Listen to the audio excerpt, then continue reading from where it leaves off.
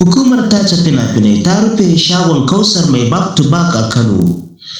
Fitacciyar 'yar kasuwa a Najeriya Kausar mai back to back, wadda ta mallaki kamfanin Kausar Unique Empire Limited, ta shiga cikin labarai bayan hukumar tace fina-finai da ɗab'i ta jihar Kano ta sanar da rufe shagon kamfaninta bisa wasu zarge-zargen da ta ce sun shafi yadda ake tallata magungunan gargajiya. Kausar ta shahara a arewacin Najeriya da ma wasu sassan ƙasar nan ta hanyar kasuwancin magungunan gargajiya da kayayyakin mata, inda take amfani da kafafen sada zumunta wajen tallata hajojinta. Ta kasance cikin fitattun 'yan kasuwar da suka yi amfani da Facebook, TikTok, Instagram da sauran dandalin sada zumunta wajen bunƙasa kasuwancinsu.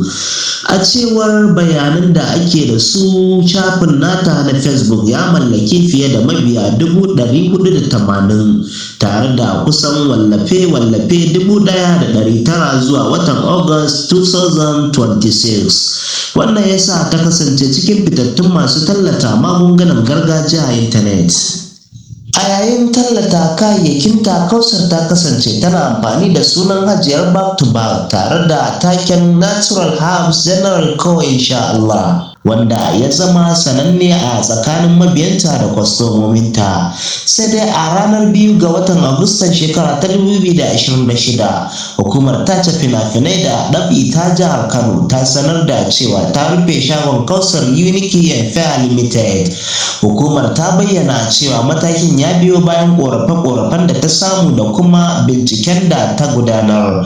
A cewar hukumar, tana zargin kamfanin da amfani da wasu kalamai da hotuna wajen tallata magungunan gargajiya waɗanda a cewarta suka saba da ƙa'idojin tallace-tallace da kuma kyawawan ɗabi'u da dokokin da hukumar ke sa ido a kansu. Ya zuwa lokacin haɗa wannan rahoto, Kausar mai back to back bata fitar da wata sanarwa da ke mayar da martani kan zargin ko kuma matakin da hukumar ta ɗauka ba, don haka ana ci gaba da jiran matsayinta domin jin nata ɓangaren labarin. Lamarin ya jawo martani mabambanta a kafafen sada zumunta, yayin da wasu ke goyon bayan matakin hukumar domin tabbatar da bin doka da ƙa'idoji wajen tallata magunguna. Wasu kuma suna ganin ya kamata a saurari bangaren Kausar kafin a yanke hukunci a idan jama'a.